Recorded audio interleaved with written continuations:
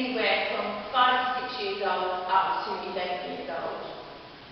So really here we are starting to look at a whole different ballgame from where we just come with our preschool children.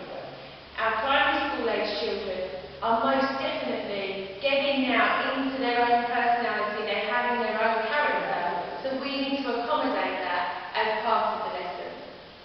So very much here, they are a brilliant, interesting group to work with. They have more capability than our preschool children, but they're not yet at the stage as a teenager where they're reluctant to perhaps share some of their personality. So definitely in this class we need to really engage the children and remember that. Let's really think about the fact that they want to be creative, they want to be interacting in your session. So the first thing to look at here is making it interactive. Let's not teach it as instructor to group the whole session. We really need to make sure that there's lots of interaction within the class. So this is mixing it up. It's having teacher facing the group, then we're all in a circle, then we're in pairs. So it's making sure that the whole session is interactive. Secondly, we look at still using a theme. So the theme here could be absolutely anything. So we could look at linking to the school curriculum, a very key thing if you're going into schools or you're using this as a school teacher, PE teacher. Very much we can link Young Yoga to any subject. We could link it to maths if we wanted to.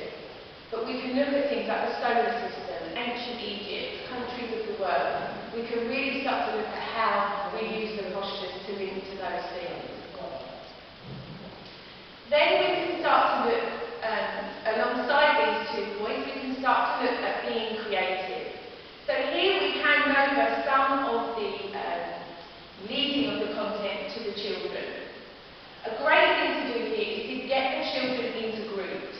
So you may give them a theme or a particular sequence of postures.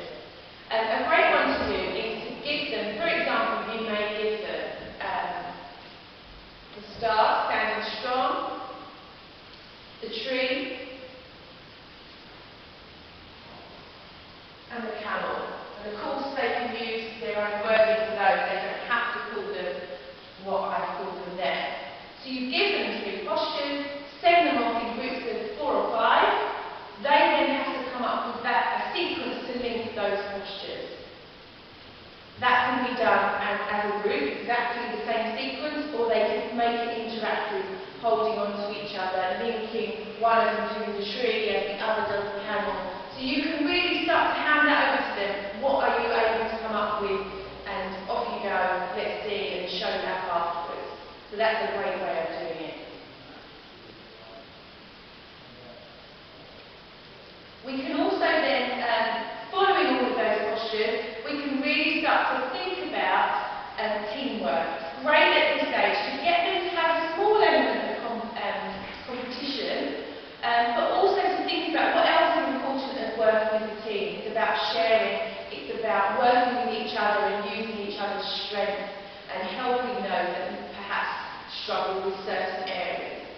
So again, you could give them a particular activity that they must work on as a team. A great thing to do there is some of your partner work, so they have to be able to complete, perhaps as a pair, a certain number of repetitions of an exercise or a posture. Games can be great to illustrate a teamwork thing. So definitely here, you're using your posture library, that's really the skimming the surface. What then makes this lesson really stand out and add meat to the bones is the thing that you use and how you deliver that. So here, I wish you luck in your endeavours here, but definitely make sure it's interactive and you are linking to the curriculum. So let's have a think about how we might add some of the postures to these particular things. So for example, your partner work, you may have a lunge position, but pressing into your partner's hands. We may then take that into the aeroplane again, pressing against your partner's hand. We may then grab hands and link so our